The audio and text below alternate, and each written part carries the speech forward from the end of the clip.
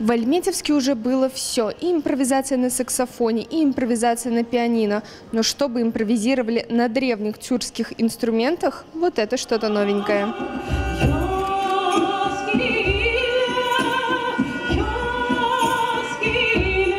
В течение одной недели 10 человек сочиняли и записывали музыкальные композиции. В струнные, щипковые, смычковые, деревянные, духовые и другие экспонаты общественного центра «Альмет» вдохнули жизнь. И они вновь зазвучали, уходя отголосками в историю древнего тюркского народа. С разных городов они приехали, в том числе приняли участие альметьевские студенты колледжа. Скажем так, знакомились с этими инструментами. Практически все они их первый раз в жизни держали. То есть они играли кто на гитаре, кто на рояле, но с таким инструментом они встретились впервые. Музыкой мы не разучивали ни одного готового произведения, все сочинялось здесь. Это действительно так. Плюс стихи тоже ранее не опубликованные.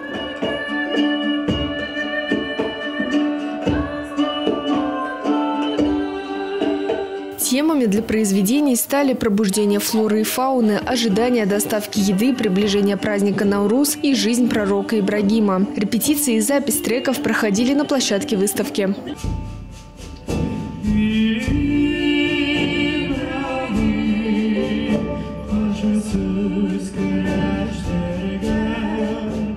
По словам музыкантов, их подготовка шла и вовсе 4 дня, так как многие приехали с других городов. Айдар Ниязов с детства занимался фольклором. В 2020 году переехал из Тобольска в Казань, поступил в музыкальный колледж на отделение сольного народного пения и думал, что с фольклором он попрощается. Но не тут-то было.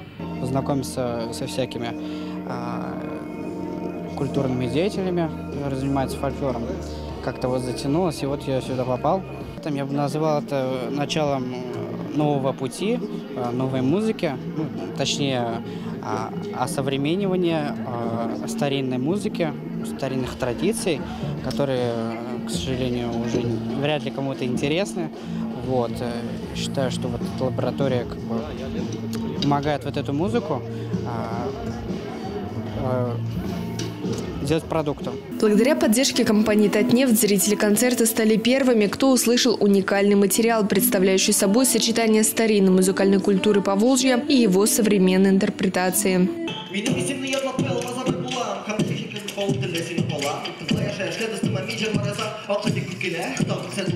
Нам очень безумно понравилось. Мы пришли с детишками, всей семьей.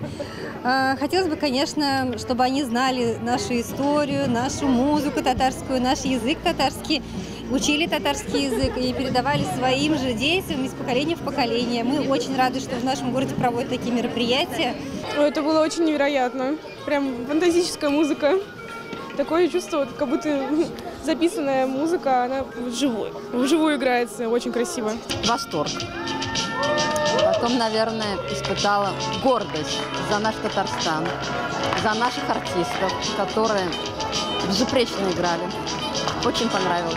Песни, записанные в рамках музыкальной лаборатории, появятся на всех музыкальных платформах. Елена Валеева, Рафаэль Сафин, новости телекомпании «Луч», Альметьевск.